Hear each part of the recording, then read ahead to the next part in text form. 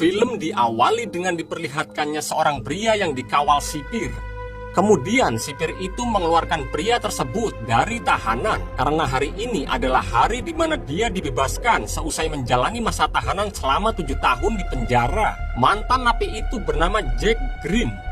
Akhirnya, Jack bernafas lega di bawah guyuran air hujan dan dia telah mempelajari makna dari penawanannya. Dalam setiap permainan dan penipuan, selalu ada seorang lawan dan seorang korban. Sepertinya, Jack ini selanjutnya akan menuntut balas pada orang yang sudah menyeretnya dalam bui. Lalu, di lain tempat, di sebuah tempat judi kasino mewah, terlihat seorang mafia judi yang bernama Dorothy Maka dan seorang pria yang merupakan tangan kanannya yang bernama French Paul. Mereka saling mengawasi pengunjung kasino. Matanya melirik ke sana kemari karena menunggu kedatangan seseorang. Sementara itu, di lain sisi, terlihat Jack bersama kelompoknya sedang menuju perjalanan. Di situ ada seorang pria yang bernama Billy yang merupakan saudara Jack menanyakan apakah kedatangan mereka kali ini adalah langkah yang tepat. Jack pun hanya menjawab mereka harus membayar atas hutang sebab dan akibat yang terjadi. Tidak tahu apa maksud dari perkataan Jack ini. Kemudian mobil mereka pun berhenti di depan gedung kasino. Jack dan kelompoknya pun segera turun dari mobil. Ternyata di situ diketahui bahwa Maka dan kelompoknya adalah musuh Jack. Kemudian tidak lama setelah itu, staf kasino langsung mengantar Jack dan kelompoknya ke lantai atas. Saat akan memasuki lift, Jack sedikit ragu-ragu. Sepertinya dia punya trauma tersendiri jika naik lift. Namun Jack mencoba menghilangkan keraguannya dan dia pun segera masuk ke dalam lift.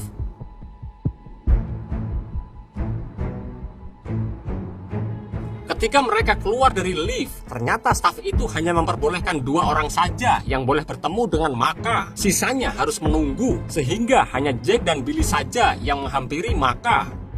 Seketika itu juga, Maka yang melihat kedatangan Jack, Maka langsung mengusir salah satu pria di situ yang dia rasa waktunya sudah habis dalam permainannya.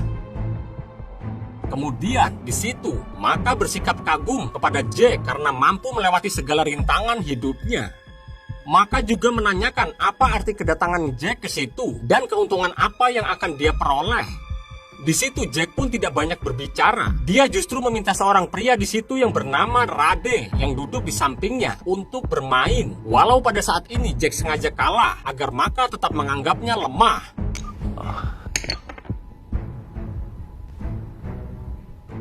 Jack pun lalu membayar Rade dengan sekoper berisikan dolar. Karena Maka terus mengoceh, Jack kemudian menantangnya secara langsung.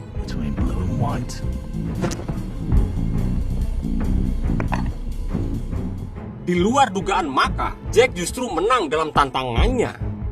Jack pun mendapatkan hadiah uang yang begitu banyak, sementara Maka terdiam kesal karena merasa dipermalukan di tempat umum. Saat Jack akan keluar dari kasino, tiba-tiba saja ada seorang pria gemuk yang mencegatnya. Pria gemuk itu bernama Zach. Dia pun langsung memberikan sebuah kartu namanya kepada Jack. Hal ini Zach lakukan karena mengerti bahwa Jack akan menghadapi masalah besar. Oleh karena itu, Zach akan membantunya. Sambil berjalan, sempat terfikirkan oleh Jack siapa Zach ini. Lalu tepat di luar ruang kasino, Jack tiba-tiba merasakan ada yang aneh pada tubuhnya. Dan Jack pun terjatuh dari tangga.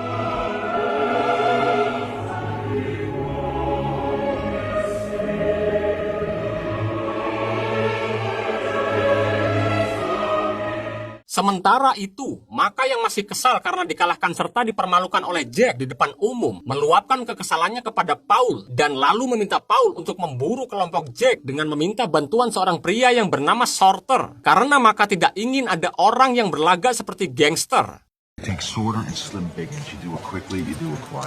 Sementara itu, di sisi lain, Jack yang terjatuh tadi langsung dibawa ke rumah sakit. Di situ dia diperiksa dan dilakukan cek darah. Untung saja Jack lekas pulih dan diperbolehkan untuk pulang. Setelah pemeriksaan usai, Jack bersama kelompoknya pulang ke rumah tanpa Billy. Jack tidak sadar sudah ada yang memata-matai rumahnya.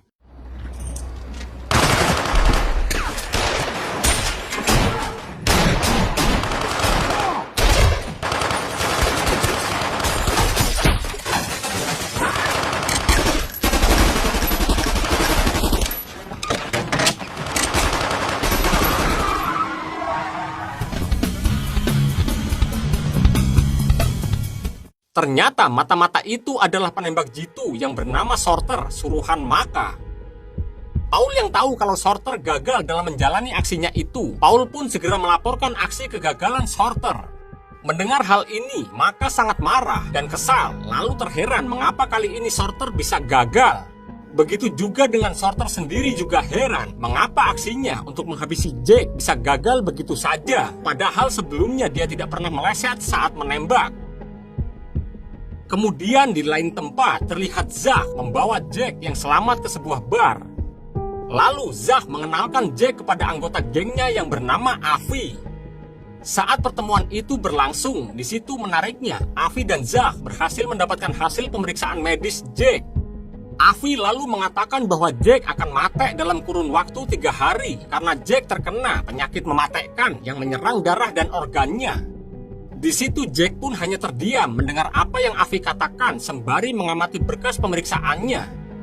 Avi juga lalu berkata bahwa mereka sudah membantu menyelamatkan Jack secara cuma-cuma. Namun untuk bantuan selanjutnya tidak ada yang gratis. Maka dari itu Avi menawarkan 2 syarat agar mau membantu Jack. Dalam pikiran negatif Jack, dia merasa seperti diperalat. Namun Jack lagi dan lagi hanya bisa terdiam. Lalu Zach pun mengatakan syarat yang pertama bahwa Jack harus memberikan harta yang dia peroleh sekecil apapun itu pada geng Avi dan Zach. Syarat yang kedua, Jack harus mematuhi apapun yang diperintahkan oleh Zach tanpa membantah, termasuk menjawab apa saja pertanyaan yang terlontar dari mulut Zach. Kemudian Avi menambahkan bahwa Jack tidak punya banyak waktu selain mengikuti 2 persyaratan tersebut. Avi juga tahu bahwa Maka dan para anak buahnya sedang memburu Jack. Maka dari itulah mereka akan melindungi Jack. Lalu mereka memberikan waktu 3 jam untuk Jack agar mengambil keputusan. You have 3 hours to decide. And in reality, you don't have a choice. You will do as we tell you. Jack pun kemudian mengunjungi rumah sakit tempat di mana dia diperiksa. Setelah tiba, dia langsung menemui dokter yang memeriksanya. Lalu dokter tersebut mengatakan bahwa Jack terkena penyakit darah langka. Pikiran negatif Jack terus mengatakan tidak percaya pada vonis dokter. Jack pun langsung menuduh dokter telah bersekongkol dengan Avi dan Zach. Di situ Jack langsung menodongkan pistol sembari bertanya apakah dokter mendapatkan uang suap. Namun dokter tersebut mengatakan bahwa dia tidak tahu apapun yang Jack katakan. Kemudian Jack mencoba menenangkan dirinya dan dia pun mengurungkan niatnya untuk menembak dokter tersebut. Di sisi lain, Shorter kini telah berada di kediaman Maka. Ketika Maka bertanya mengapa kali ini Shorter gagal menembak sebanyak 3 kali, Shorter hanya bisa menjawab itu karena perasaannya sedikit ragu. Namun Maka meminta Shorter untuk tetap fokus saja menembak, sebab Maka membayar Shorter karena kemampuan menembaknya, bukan perasaannya.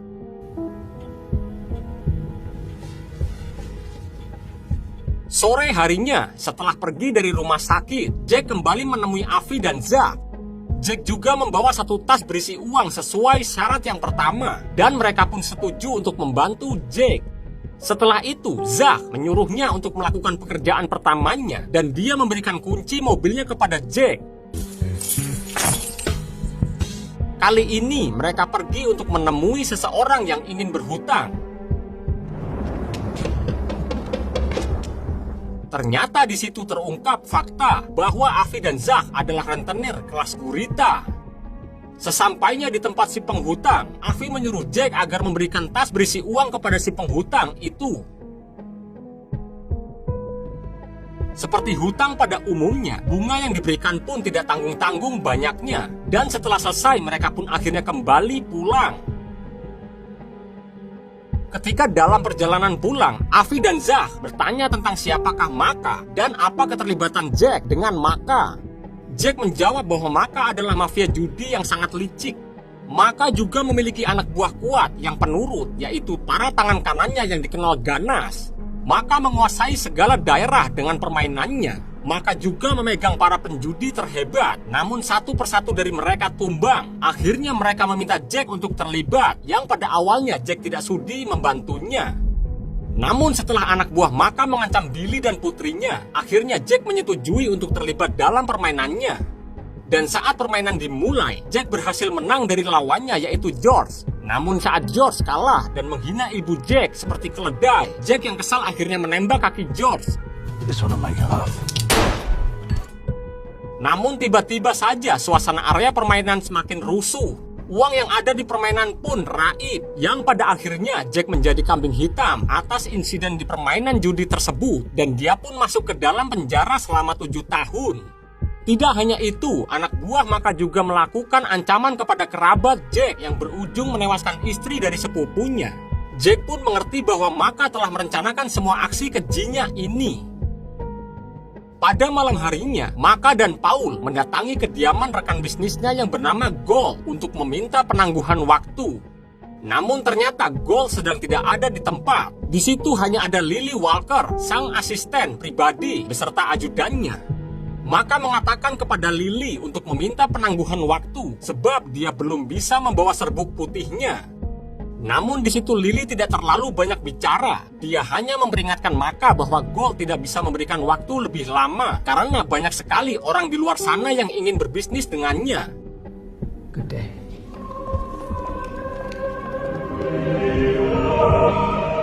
Di tempat lain terlihat Jack menemui Avi dan Zach. Lalu Jack memberikan 2 tas besar berisi uang. Di situ lalu Jack menceritakan bagaimana kesehariannya saat hidup di penjara. Selama 7 tahun dia hanya berkomunikasi dengan 2 orang pria. Pria yang pertama yaitu si ahli bermain catur, dan yang kedua si ahli menipu. Mereka bertiga ini saling berkomunikasi satu sama lain lewat buku bacaan perpustakaan keliling di penjara. Di dalam buku, si ahli catur dan si penipu mengajarkan Jack berbagai macam ilmu melalui kata sandi dan kode tulisan sehingga tidak ketahuan oleh sipir. Jack memuji teman penjaranya yang sangat ulung dalam menipu. Mereka memiliki ambisi besar untuk melaksanakan penipuan dengan sebuah rumus untuk memenangkan permainan. Kedua teman napinya berjanji kepada Jack untuk membantunya serta akan mendukung setiap langkah Jack. Janji itu mereka buktikan dengan cara mereka berhasil melarikan diri terlebih dahulu dari penjara, tidak tahu bagaimana caranya. Bahkan kepolisian tidak bisa melacak keberadaannya. Mereka menghilang seperti angin. Namun beruntungnya, 2 tahun setelah temannya menghilang, Jack akhirnya bebas dari penjara. Dan ternyata 2 teman napinya ini tahu tentang keburukan Jack dan kejahatannya, bahkan tahu di mana Jack menyimpan uangnya. Setelah Jack kehilangan uangnya di penyimpanan akibat ulah dari 2 teman napinya, mereka hanya meninggalkan pesan agar Jack bermain pada lawan yang lebih cerdas. Tidak lama kemudian setelah Jack menceritakan pengalamannya, Zach lalu menyuruh Jack untuk melakukan misi selanjutnya. Jack pun menuju ke tempat kediaman penghutang yang ternyata dia adalah seorang wanita paruh baya. Jack di situ tidak bisa merampas satupun harta dari wanita tua tersebut. Ketika Zach menelponnya, Jack mengatakan bahwa tidak ada satupun barang yang bisa dia ambil karena di rumah tersebut hanya terdapat televisi rusak dan seekor anjing. Walaupun Zach menyuruh Jack agar mengambil anjingnya, namun Jack tidak mengambilnya. Akhirnya Zach menyuruh Jack agar meninggalkan tempat tersebut. Sebelum Jack pergi, dia justru meninggalkan uang untuk wanita tua itu. Siapa tahu uang tersebut akan dia gunakan untuk melunasi hutangnya kepada Avi. Selanjutnya, Jack pergi menuju ke sebuah kantor yang bernama Horowitz untuk menagih hutang. Sementara itu, Avi dan Zach melancarkan misinya untuk mencuri sekotak serbuk putih milik Maka. Saat Jack datang, Zach bertanya apa yang dia dapatkan dari wanita tua dan Horowitz.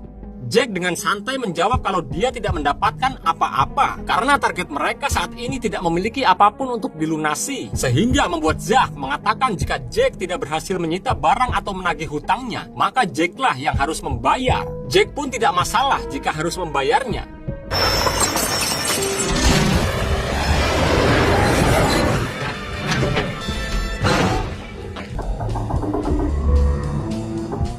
Sementara itu, di sisi lain, terlihat Paul melaporkan kejadian pembobolan gudang penyimpanan serbuk putih kepada Maka.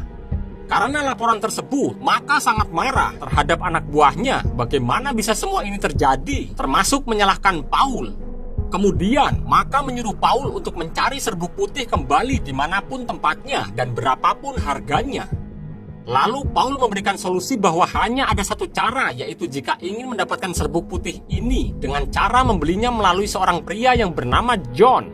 Maka yang menyetujuinya akhirnya tanpa berpikir panjang, Paul dengan berani mendatangi markas John. Ketika sudah tiba di markasnya, John seperti mengacuhkannya walaupun Paul sudah menawarkan dengan harga yang berkali-kali lipat. Namun Paul belum juga mendapatkan jawaban atas tawarannya. Di situ terlihat Paul seperti kesulitan untuk mendapatkan persetujuan tawaran dari John. Namun diam-diam kolega John justru melakukan kerjasama dengan Paul dan hal ini pun diketahui oleh John. Lalu John pun memarahi koleganya itu serta ingin melakukan perlawanan.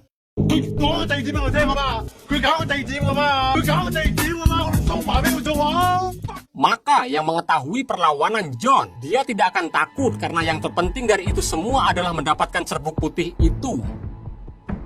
Setelah itu, Paul menunjuk salah satu anak buah Maka yang bernama Lo untuk bertransaksi dengan kolega John yang bernama Wong.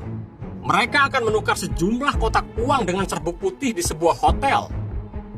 Di saat yang bersamaan juga, Jack bersama Avi, Zach, dan seorang wanita yang bernama Doreen menyelinap ke dalam hotel.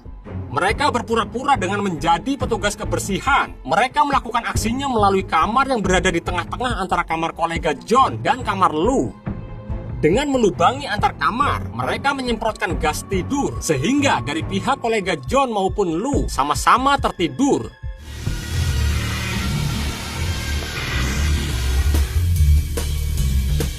Talk to me, you motherfucker. Setelah mereka semua tertidur, Jack dan kelompoknya segera bergegas masuk, lalu mengambil serbuk putih, uang, serta jam tangan yang bermerek. Setelah itu, mereka pun kembali ke markas.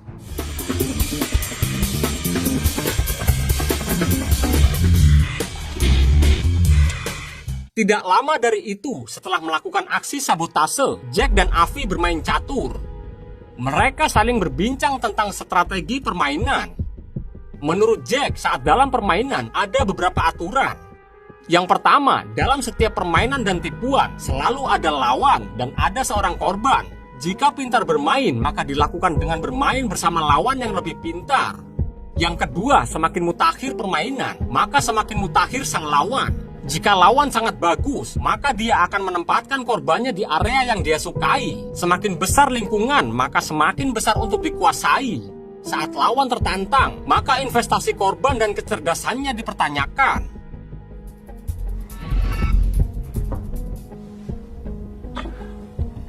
Checkmate. Keesokan harinya, Jack diajak Avi dan Zach ke kantor Horowitz untuk menagih hutang. Ketika mereka sudah sampai di Horowitz, tiba-tiba Jack mendapatkan telepon dari Billy. Di situ Billy meminta agar Jack menjauh dari Avi dan Zach sebab mereka adalah kaki tangan Sam Gold. Sam Gold ini adalah seorang mafia yang tidak pernah menampakkan dirinya. Kemudian di situ Jack hanya terdiam mendengar apa yang Billy katakan. Jake, get out of there. Ketika Jack selesai menerima telepon dari Billy, dia pun segera masuk ke dalam. Saat di dalam kantor Horowitz, terlihat Zach yang mengancam pria parubaya dengan sebuah pistol. Tanpa ampun, lalu Zach meminta Jack untuk menembak ke arah salah satu karyawan Horowitz. Namun Jack menolaknya. Mereka membujuk Jack bahwa dia tidak perlu menembak sampai mati, hanya melukai untuk memeras. Namun Jack tetap tidak mau melakukannya. Saat Avi memaksa dan mendekati Jack, dia pun segera mengarahkan pistol ke arah Avi. Namun ketika pistol yang diberikan Zach adalah pistol kosong tanpa peluru, sementara Avi justru memegang pistol yang masih aktif. Setelah tersadar, Jack mendatangi rumah Billy karena dia mengkhawatirkan putri Billy. Namun Billy meyakinkannya agar tidak perlu khawatir, justru Jack harus mengkhawatirkan kondisi kesehatannya. Setelah itu, Jack mendatangi dokter untuk kontrol kesehatannya. Sungguh mencengangkan, ternyata vonis pemeriksaan kesehatan sebelumnya itu salah total. Dari situlah Jack sadar bahwa semua yang terjadi padanya itu sudah direkayasa oleh Avi dan Zach untuk membuktikan bagaimana kekuatan ketegasan dan keberaniannya. Hal ini terlihat pada saat Avi menembak karyawan Horowitz yang sebenarnya tembakan itu meleset. Lalu uang yang diberikan Jack kepada Avi dan gengnya sebenarnya sudah disumbangkan untuk wanita tua kemarin. Dan wanita tua tersebut pun sebenarnya sudah mempunyai uangnya karena mendapat sumbangan dari Avi dan kelompoknya. Namun sampai saat ini Jack tidak pernah sadar dan justru Jack merasa bahwa dia sudah dipermainkan oleh Avi dan Zach.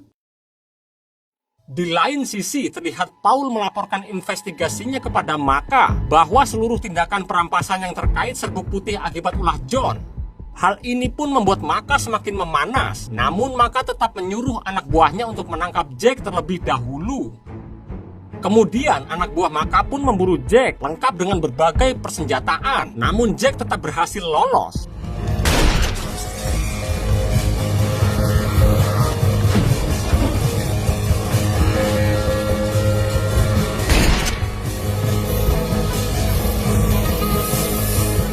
Anehnya, salah satu anak buahnya justru mati akibat terkena tembakannya sendiri. Jack yang berhasil lolos, dia pun langsung mengunjungi Avi dan Zach di malam harinya. Lalu di situ Avi dan Zach justru mengungkap kejelekan Jack. Avi mengatakan bahwa Jack lah yang membuat para Eddie bermunculan. Para Eddie ini ternyata ada Eddie A, Eddie B, dan Eddie C. Sebelum bekerja pada Maka, para Eddie tersebut bekerja dengan Jack. Hingga suatu ketika, Eddie tidak sanggup memberikan uang kepada Jack, sehingga mau tidak mau, mereka berhutang kepada Maka. Lalu, Maka yang tertarik pun akhirnya mengangkat para Eddie itu untuk langsung bekerja dengannya. Walaupun begitu, Eddie ini masih tetap percaya dengan Jack. Mereka menipu Maka, lantas Maka meminjamkan uang kepada Eddie yang selanjutnya uang tersebut diberikan kepada Jack. Begitu seterusnya hingga Jack kaya. Jack menikmati uang dari para Eddie, sementara para Eddie berusaha terus berargumen bagaimana agar bisa membayar uang kepada Maka, walaupun harus disiksa.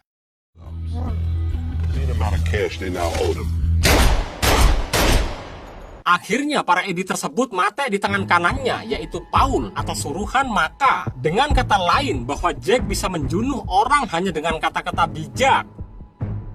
Di lain tempat, Maka yang sedang makan malam bersama rekannya didatangi oleh salah satu anak buahnya yang sempat memburu Jack.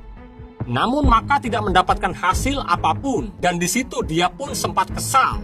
Lalu tiba-tiba Maka terkena cipratan noda merah akibat peristiwa baku tembak. Para anak buah Maka pun langsung mengamankannya di lantai. Namun di situ Maka melihat seorang wanita pelayan yang tergeletak karena tertembak. Dan tiba-tiba wanita pelayan itu ternyata masih hidup, lalu hendak menembak Maka.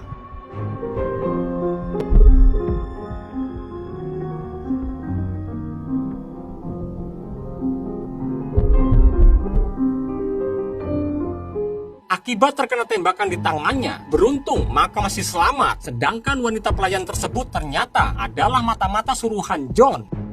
Maka kemudian meminta Sorter untuk menghabisi nyawa anak buah John. Tanpa pikir panjang, Sorter langsung mendatangi ke tempat anak buah John. Selain mengincar nyawa anak buah John, Sorter juga menginginkan nyawa John untuk mati.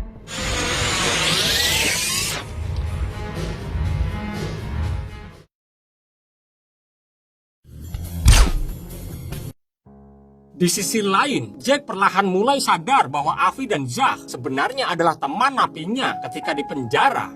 Namun pikirannya kembali tidak tenang karena rasa bersalah Jack yang sudah menimbulkan banyak korban yang sudah terlibat dalam kasusnya.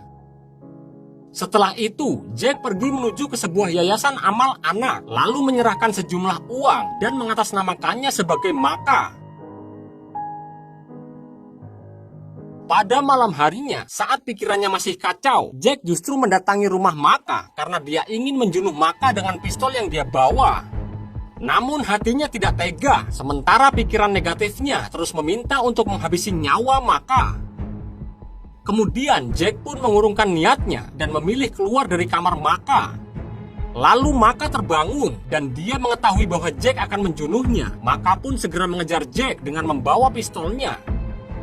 Dan saat Maka menemukan Jack, lalu Maka mengarahkan pistolnya ke arah Jack. Namun Jack di situ hanya terdiam dan seolah-olah tidak ada perlawanan. Dia hanya tersenyum kecil sembari terus menatap mata Maka tanpa berkedip. Maka yang terguncang mentalnya pun justru menangis. Dia pun tidak sanggup mengarahkan tembakannya ke arah Jack. Lalu Jack pun akhirnya pergi meninggalkan Maka begitu saja.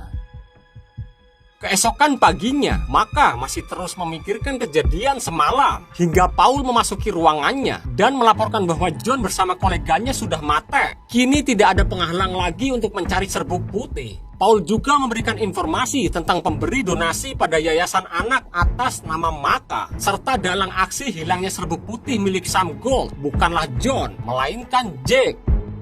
Maka yang mendengar hal itu pun sangat marah. Lalu dia meminta Paul untuk memburu Jack, bahkan mengarahkan Paul untuk mengancam saudaranya Jack dan membawa Sorter untuk melakukan ancaman. Go! Tidak lama setelah itu, Paul pun sudah tiba di rumah saudara Jack yaitu Billy bersama Sorter dan para anak buah Maka. Di situ kemudian Paul meminta Billy untuk jujur dan memberitahu di mana keberadaan Jack. Namun Billy tidak mengetahuinya, maka dari itu Billy disiksa oleh Paul dan anak buahnya.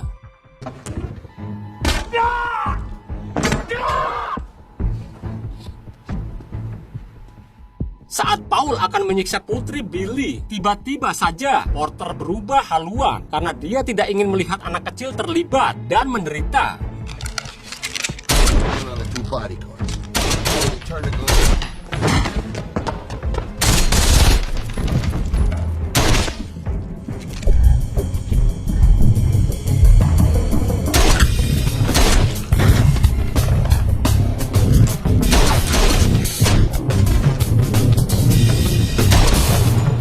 Namun aksi Sorter tidak bertahan lama dan dia pun tertembak oleh Lou. Lalu putri Billy pun diculik oleh Lou. Di lain sisi, sepertinya Avi dan Zach mengetahui bahwa putri Billy ditawan oleh Maka, sehingga dia merencanakan pertemuan Jack dan Maka dengan membawa serbuk putih Sam Gold. Avi dan Zach menunggu Jack di lobi, sementara pengawal mengantarkan Jack kepada Maka. Lalu terlihat Jack yang membawa tas berisi serbuk putih Sam Gold. Tanpa persiapan senjata apapun, Jack datang menantang Maka. Jack juga di situ melihat Rachel, putri Billy, di samping Maka yang menunduk ketakutan karena Maka mengancam akan menembaknya. Jack terus menatap Maka tanpa berkedip. Lagi-lagi, tatapan Jack seolah menghipnotis mental Maka hingga terganggu. Lalu bukannya menembak Rachel atau Jack, Maka justru menembak dirinya sendiri. Your pussy trying to do some shit.